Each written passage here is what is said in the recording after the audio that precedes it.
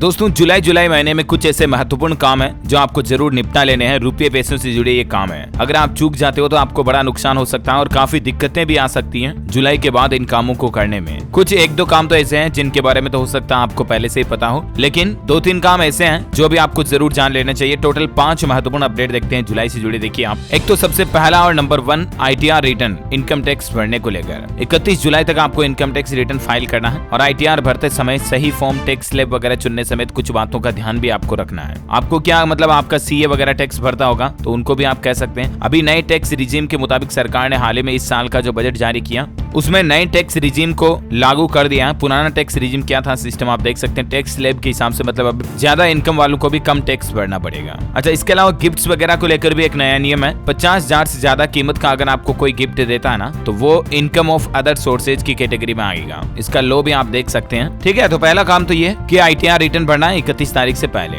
अच्छा, दूसरा अपडेट देखिए आप, अगर आपने पैन कार्ड, आधार कार्ड को अभी तक भी लिंक नहीं किया ना तो यहाँ आपको एक समस्या आने वाली है। आपका इनकम टैक्स रिटर्न भी प्रोसेस नहीं होगा जब तक कि आपका पैन आधार से लिंक नहीं होगा। और क्योंकि इसकी लास्ट डेट तो 30 जून ही थी, ठीक है, तो अभी सरकार ने क्या किया है, 1 जुलाई के बाद भी एक छूट जरूर दी है। अगर आपने अभी तक भी अपना पैन आधार से लिंक नहीं कराया है तो आपको कई तरह की दिक्कतें हो सकती हैं, जैसे व्यक्ति निष्क्रिय पैन का उपयोग करके टैक्स रिटर्न नहीं भर पाएगा, लंबित रिटर्न पर कार्रवाई नहीं की जाएगी, लंबित रिफंड जारी नहीं किए जाएंगे, काफी दिक्कतें आ सकती है पैन कार्ड को आधार कार्ड से लिंक नहीं करने पर। तो अभी भी मतलब इनकम टैक्स डिपार्टमेंट का जो ई-फाइलिंग पोर्टल है इसके ऊपर जाओगे आपको तो लेफ्ट साइड में ये मेनू मिल जाएगा, लिंक आधार। जैसे आप इस पे क्लिक करोगे आपके सामने ये नया पेज खुलेगा। यहाँ साफ साफ नोटिस लगा करके लिखा हुआ है, देख सकते हैं आप, कि please pay the applicable non refundable fees of RS 1000 through e pay tax service to proceed with submission of Aadhaar PAN linking request. तो आपको पहले सबसे पहले कहने वाले 1000 रुपए का पेमेंट करना है। उसके बाद आपको सिंपली यहाँ पर अपना पैन नंबर डालना, फिर यहाँ पर आधार कार्ड नंबर डालना और वैलिडेट बटन पे क्लिक कर देना, ठीक है ना। तो अभी भी आप आधार पैन को लिंक कर सकते हैं क्योंकि ITR पोर्टल ने इसकी लिंक्स को अभी भी एक्टिव कर रखा, तो जाहिर सी बात है लिंक हो ही रहे हैं, ठीक है। तीसरा इंपॉर्टेंट अपडेट देखिए दोस्तों, EPFO के उच्च पेंशन की आखिरी तारीख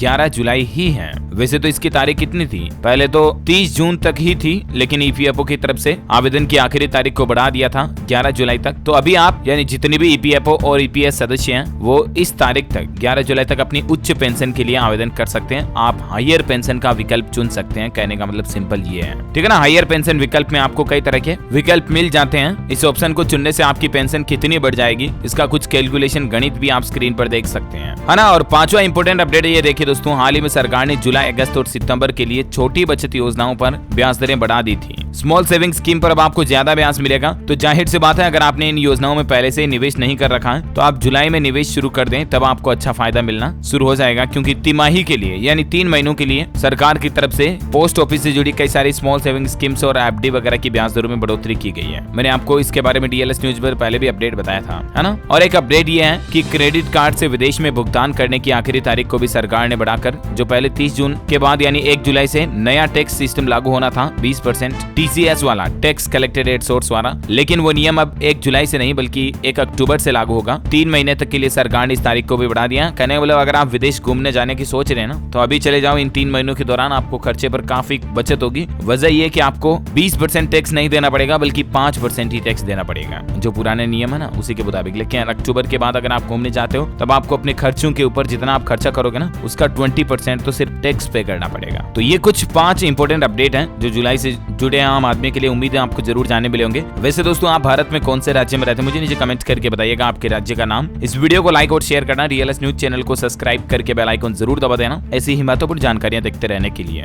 जय हिंद, जय भारत, वंदे मातरम।